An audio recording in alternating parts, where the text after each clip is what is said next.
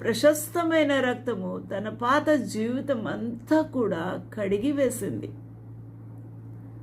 హిమము కంటే నన్ను తెల్లగా చేయుము, నేను పాపములో పుట్టి ఉన్నాను, పాపములో పెరిగి ఉన్నాను, పాపములోనే నా తల్లి నన్ను గర్భమున ధరించను అని గోజాడుతూ ఉన్నాడు దావీదు మహారాజు. 51వ సంకీర్తన 5వ వచనం.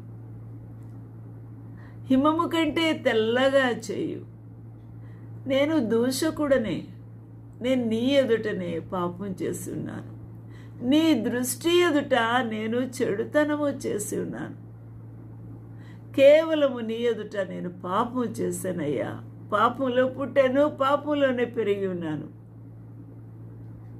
నేను జన్మతరహ పాపినే అని ఒప్పుకుంటూ ఉన్నాడు. ఎవరు? దావీదు మహారాజు. తన పరిచర్యకు నియమించి నమ్మకమైన వానిగా ఎంచాడు. తన పరిచర్యకు నియమించింది ఎవరు? పరిశుద్ధాత్మ యొక్క శక్తి ద్వారా అభిషేకించి, ప్రభువైన క్రీస్తే, నీవు హింసించుచున్న యేసును ఎవరయ్యా, ఎవరు? సౌలా సౌలా అని పిలిచింది ఎవరయ్యా అని, చిత్తం ప్రభువా అన్నప్పుడు, నీవు హింసించుచున్న యేసునే అంటున్నాడు. అట్టివానిని తన పరిచర్యకు నియమించి ఉన్నాడు, నమ్మకమైన వానిగా ఎంచి ఉన్నాడు.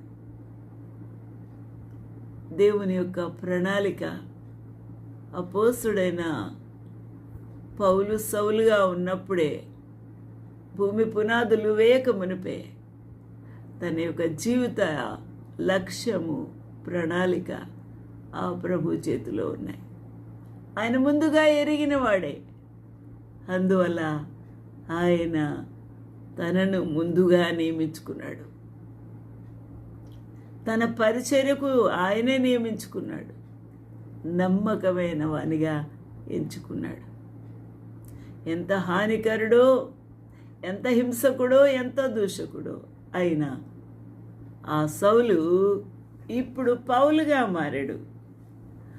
ఇప్పుడు దీవించువాడిగా, ఇప్పుడు హింసకు బదులుగా ప్రాణములనే కాపాడువాడుగా, ప్రాణముల సహితము ప్రభు కొరకు అర్పించువానిగా